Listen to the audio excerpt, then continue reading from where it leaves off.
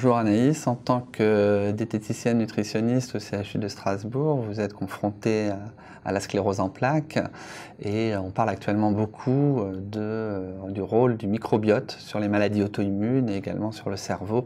Il y a notamment des ouvrages de vulgarisation qui sont sortis récemment, l'intestin et le cerveau, et de ce rôle du microbiote sur l'auto-immunité.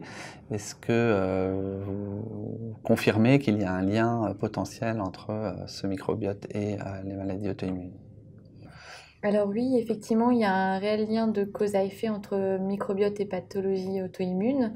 Il y a plusieurs choses à prendre en compte, mais l'alimentation peut réellement interagir en favorisant un bon développement du microbiote, une stabilité, et du coup interagir sur la pathologie. Alors justement, si on parle de l'alimentation et du lien entre l'alimentation et le microbiote, est-ce qu'il y a des régimes spécifiques à proposer lorsqu'on a une sclérose en plaques? Il n'y a pas de régime bien spécifique. Il ne faut pas faire un régime sans gluten, sans lactose, comme ça peut être éventuellement proposé dans certains sites ou revues.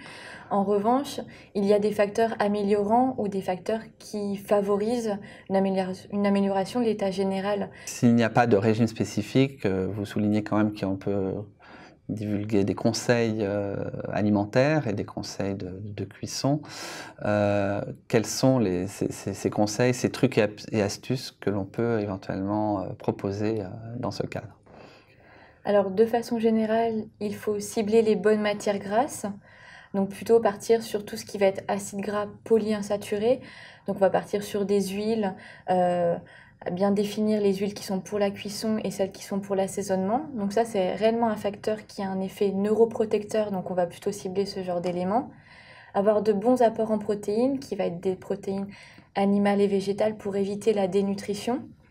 Il y a également les modes de cuisson qui ont une incidence sur la qualité alimentaire et donc du coup sur la digestion et sur le microbiote. Donc on va partir plutôt sur des cuissons douces, vapeur à l'eau ou alors des cuissons sans qu'il y ait un composé brun qui se dépose sur votre alimentation.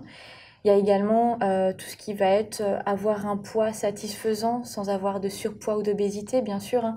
Avoir un poids adapté à sa taille, donc un IMC correct, va favoriser un bon état général sans créer de faiblesse, de troubles de la respiration avec un surpoids, ce genre de choses qui handicapent les déplacements.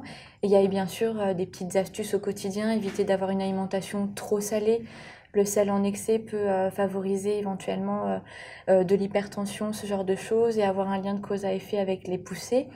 Et il y a ici aussi également tout ce qui va être des petites astuces telles que le curcuma qu'on peut intégrer dans son alimentation qui a un effet antioxydant assez intéressant.